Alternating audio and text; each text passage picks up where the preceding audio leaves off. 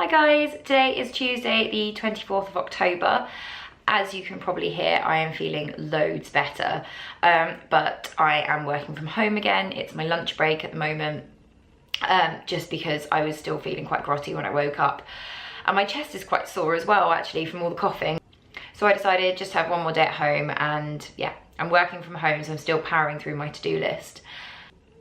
I wasn't really sure what to share today because, as I said, not being very well the last few days kind of limited my vlogging, and I'm not really feeling massively up for it today either, so I didn't want to pull together one of the more edit heavy, shall we say, videos.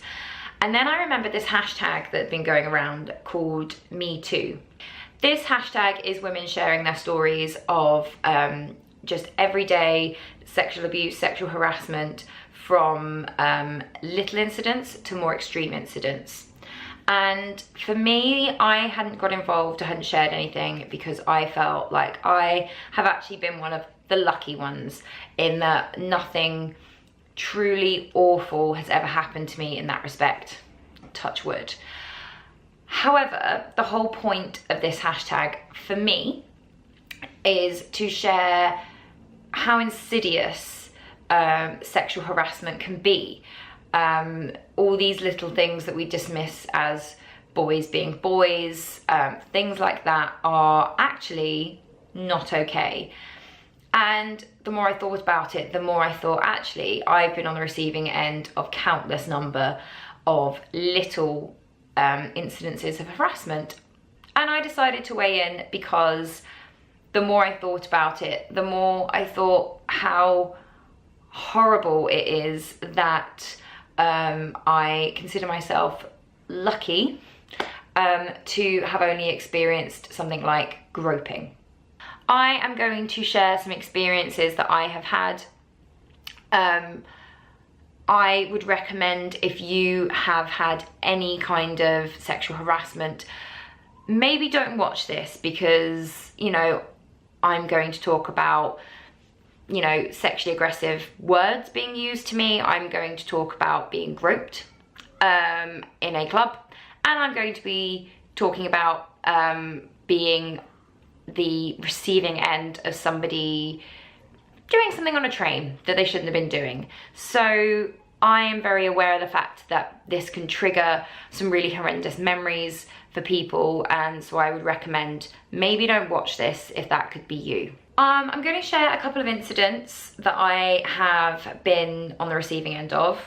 I'm not going to go into a massive amount of detail, but I just wanted to share them. The first is my first time in a big London club. I'd been to a few small gigs with friends, some bars. I was about 19 maybe. And then one day, my friends and I decided we were going to go big time, and we were going to go to a club in Leicester Square, and we were going to have a big night out. We were going to get the night bus home. We were going to be real party people. And we went out and we had a great time. I still have really good memories of that night. But one of the really big memories I have, and bearing in mind this is about 10 years ago now, is that I was on the dance floor and I was having a great time with my friends. I had one of my guy friends opposite me. I had a girlfriend over here. There was just the three of us. And we were just dancing, having a great time. And then I felt a hand on my bum. And not in the way of someone had moved past me and had accidentally touched me. Nothing like that. This was a full-on grope, essentially. And I turned round because the only thing that I was quite naive, the only thing I could think is that my guy friend, who happened to be to the side of me, was joking around or something. And it wasn't. It was, as I turned round, I locked eyes with a guy who grinned and waved at me and pointed at my bum, as if to say thank you for the experience. And he was on his way to the bar, and as he had passed me on the dance floor, he had just decided to cop a feel, basically.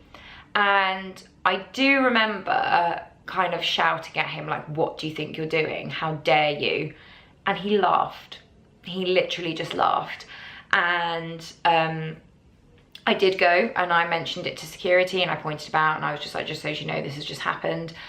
As far as I'm aware, they didn't do anything about it. And it, you know, it didn't ruin my night. I got on with my night. But yeah, 10 years later, I do still remember that. And I do think, you know, that is pretty grim. So yeah, that was one of my first incidents of being touched against my will. And I have to say that, you know, I went out fairly regularly in my uni years and early 20s, and that was not unusual. I don't think there was ever a night that went by that I didn't have to turn around to someone and say, do you mind taking your hands off me?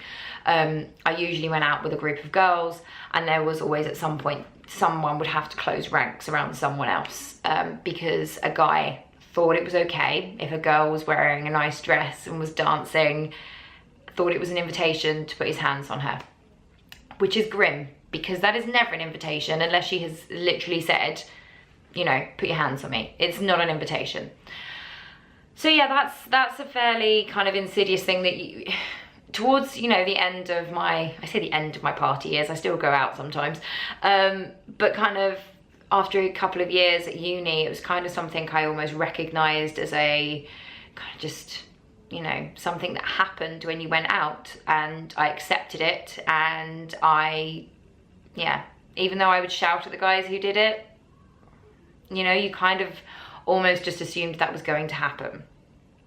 The second incident I would like to talk about is one that was actually quite upsetting for me at the time, and that I remember, and even now it makes my skin crawl.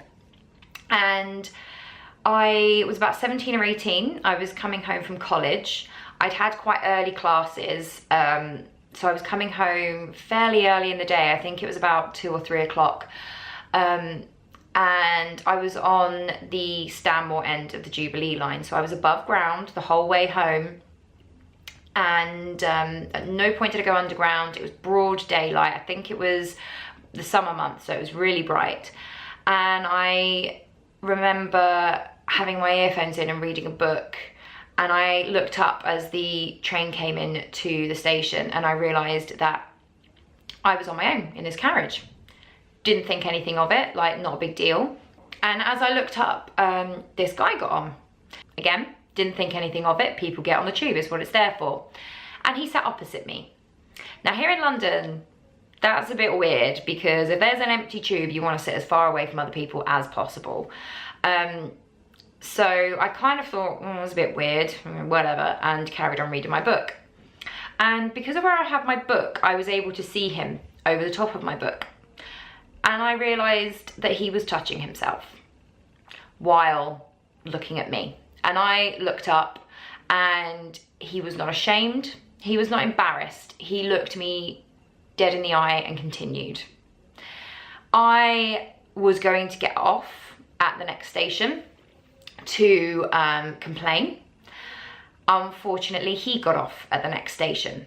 So I, not scared exactly, but very, very uncomfortable and like nervous and not entirely sure of what was going on, sat where I was. I also had that kind of 17, 18-year-old girl thing of like, maybe I didn't see what I thought I saw. You know, he had a coat on. I might have assumed.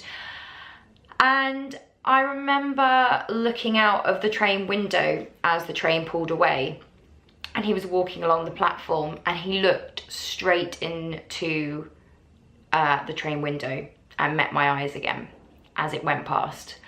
And it was honestly, like, even now, it makes my flesh crawl. It is, yeah, it's so grim. And I was about 17. I got off at the next stop and I did report him. Again, I don't know if anything ever happened with that. I've had a few instances on public transport where I've reported things and I'm not entirely sure that anything is ever done about them.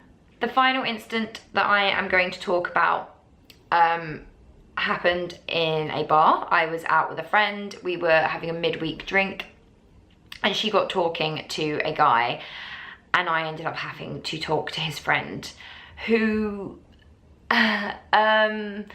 was one of the least charming men I have ever met. And I remember I'm not going to repeat the things he said to me because they were pretty repulsive. And I remember calling him on these things and saying, you know, what would your mother say? She'd be ashamed of you speaking like that. What makes you think that you can talk to me like that? And he laughed it all off. He was like, oh, it's just banter. And it got to a point where I was just like, you know what, I can't even talk to you. If you can't see what I'm saying when I'm saying this is offensive, we're done here. And I said to my friend, I'm off. You know, it was getting quite late. I'm going home. I've got work in the morning. And she was like, yep, sure, I'll come with you. And as we left, I relayed these things to her. And she said, well, some guys just get like that when they've had a few drinks. I don't think that's okay. I don't think that when you get a bit drunk, you use sexually aggressive language is a good excuse to use sexually aggressive language. I think when a woman is saying, I find what you're saying to me incredibly offensive and how dare you say it to me, and you just brush it off, that is offensive. That is not okay. So yeah, I just wanted to share a few incidences of things that have happened to me. And as I say, I have been incredibly lucky that nothing worse has happened to me, which is kind of a terrible thing for me to say, because there are women out there who have experienced a million times worse than these kind of incidences of sexual harassment that I have experienced. I think the most scary thing for me is discovering that other women take this in their stride and kind of dismiss it as, oh, he's drunk, or that's, you know, just how guys can get sometimes. And, you know, guys, when you go to a club, that's what they think you're there for. They'll touch you. That's not okay. And I have been guilty of that myself. I have myself, you know, kind of been out having a great time and not wanted to ruin it, so I've shrugged it off if I've been touched against my will. You know, that's not okay. I was a lot younger then. I feel like I didn't know better. And I'm calling it out now because I should have done something. I should have reported every incident. I should have shouted louder at those guys. And I just wanted to share that because if anyone lays their hands on you, actually be they male or female, because, you know, I've been in a toilet at a club and had women put their hands on me because, hey, we're girls together. Also not okay.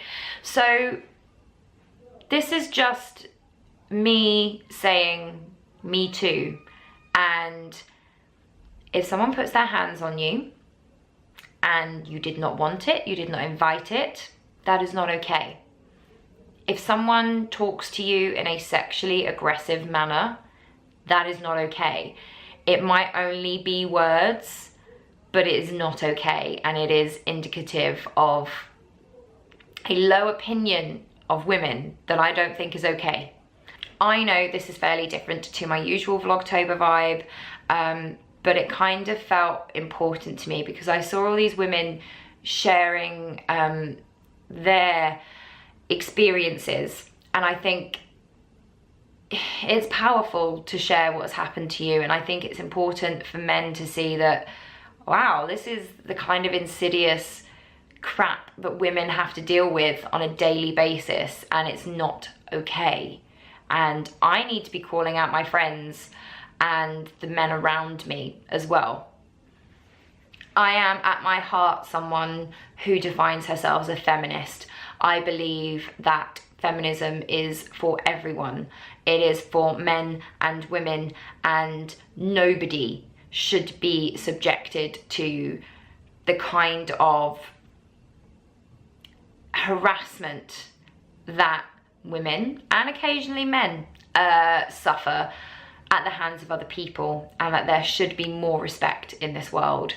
So yeah, it's a bit of a heavy one today, guys, and I'm sorry for that, but it was just something that I've been thinking about for the last few days, and something that I didn't need to take part in, because as I said at the beginning of this video, I was lucky not to have anything really big to talk about. And actually, you know, now I come to think of it, you know, what happened on the tube that day? I was 17, you know, I was 17, 18. That's disgusting. So yeah, me too, guys. Me too. Thanks so much for watching, and I will see you all tomorrow. Take care. Bye.